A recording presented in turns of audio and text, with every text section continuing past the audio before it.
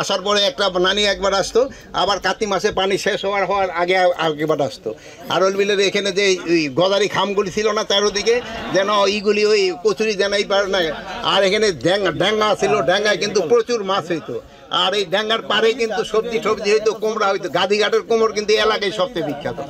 গাদিঘাট তো যদি এখান থেকে দূরে। এখন আপনারা বলেন, আদিল ভাই আছে, সমস্যা যদি কিছু থাকে আমরা দেখি আলাপ করি। শুনলাম যে কৃষকরা নাকি 36 টাকা করে কেজি পায় না। সময় বন্যা থেকে আপনার এই ফসলকে রক্ষা করত, কিন্তু বর্তমানে ভূমিদস্যুরা সেই সম্পূর্ণ খালের পরের মাটি চুরি করে বিক্রি করাতে অকালে পানি প্রবেশ করে এই এলাকার ফসল নষ্ট করে দেয়। স্যার, আপনাদের জানা আছে এই একটি মাত্র ফসল হয় ধান, সেই ধান প্রোডাকশন কস্ট কিন্তু অনেক। এই প্রোডাকশন কস্টের কারণে এই আমাদের দেশের যে কৃষকরা অত্যন্ত লুজার। আপনার কাছে আমাদের একটি মাত্র দাবি যে আপনাদের কাছে, আমার কাছে আরল বিলের উপর যদি রাস্তা করা হয়, এই কিন্তু আরল বিলের কিন্তু এই যে ধানি জমি প্রচুর নষ্ট হয়ে যাবে, প্রচুর জমি নষ্ট হয়ে যাবে। এইদিকে কিন্তু আপনাদের একটু খেয়াল রাখতে হবে। এই যদি জমি কথা শেষ করতে দেন, অনেক জমি নষ্ট হয়ে যাবে, এইদিকে একটু খেয়াল রাখতে হবে। আমরা সাইড দিয়ে রাস্তা করে নিয়ে যেতে পারি কিনা এইটার দিকে চেষ্টা করা হবে। আচ্ছা ঠিক আছে, ভাড়া জনের ব্যবস্থা করি। বেশি কথা পাঠাতে হবে। আর একটা জিনিস হলো ভাই, যে জমি যে মাটি বিক্রি করতেছেন যে কৃষক ভাই, তারও কিন্তু একটু সচেতন হইতে হবে।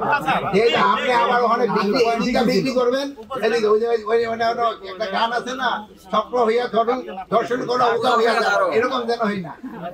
এইদিকে আপনাকে খেয়াল রাখতে হবে। আমরা আসলে আমাদের জেলা পাই কত পার কেজি, ধান কিন্তু নষ্ট করেন না। আমি এই গ্রামটার নাম কি? বারৈখালী। এই বারৈখালী হলো আমার মার জন্মস্থান। আমার মা ছিল হলো তার মা বাবার প্রথম সন্তান। আমাদের দেশে জানেন যে মা বাবার প্রথম সন্তান সাধারণত তার মানে মায়ের বাড়ি যে ওখানে ওই জায়গায় হয়। এই জন্য আমার মার নানির বাড়িতে জন্ম হয়, এই জন্য আমার মার জন্মস্থান ছিল এইটা। এই জন্য এই এলাকার জন্য আমার একটা আলাদা একটা বাড়ি এখানে। এই জন্য আমাদের পক্ষে যতটা করা অতটা সম্ভব। এখানে আপনারা বলেন যে আরএল বিলের যেন যে একটা যে বৈচিত্র্য, এইটা যেন কোনো অবস্থায় নষ্ট না হয়, এদিকে আমরা চেষ্টা করব। এই আপনাদের যে ছোটখাটো দুই একটা সমস্যা আছে, এটা আমরা অবশ্যই সমাধান করে দিব। আর ওই যে একটা বলছেন যে একটা খালের একটু খননের দরকার আছে, ওটা করে দিব। আর আপনারা চাইছেন যে এখানে একটা পোস্ট করে দেওয়ার জন্য, ওটা আমরা করে দিব। ভেকুটা তো ধরেন আপনারা লোকালরা যারা দিচ্ছে তাদের ক্ষেত্রে একটা অ্যাকশন নিতে হবে। এখানে যেন কোনো অবস্থা যেন ভেকু দিয়ে মাটি না কাটতে পারে। এটা ভেকু পারমিশন মনে হয় একটা লাগে নাকি আপনার? যেগুলো অবৈধ আছে এইগুলি অবশ্যই আমরা সরাই দিব।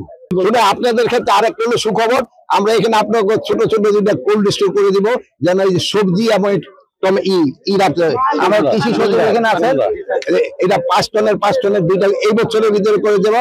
আগামীবার যেন আপনারা সবজি কিছুদিন ধরে রাখেন। সরকারি কলকারখানা দেখে নেবেন, ওখানে দুর্নীতি শুরু হয়ে যাবে। প্রাইভেট সেক্টরে শুরু, আপনারা খালি দোয়া করেন দুর্নীতিটা বন্ধ করা যায় কিনা। দুর্নীতিটা যদি বন্ধ করে দেয়, দেশ দেখবেন খল করে আগে চলে যাবে। এই জেলায় 190 কিলোমিটার আমরা খাল খননের ব্যবস্থা করেছি। এই উপজেলায় আমরা 35 কিলোমিটার খাল এবার খনন করে দিচ্ছি।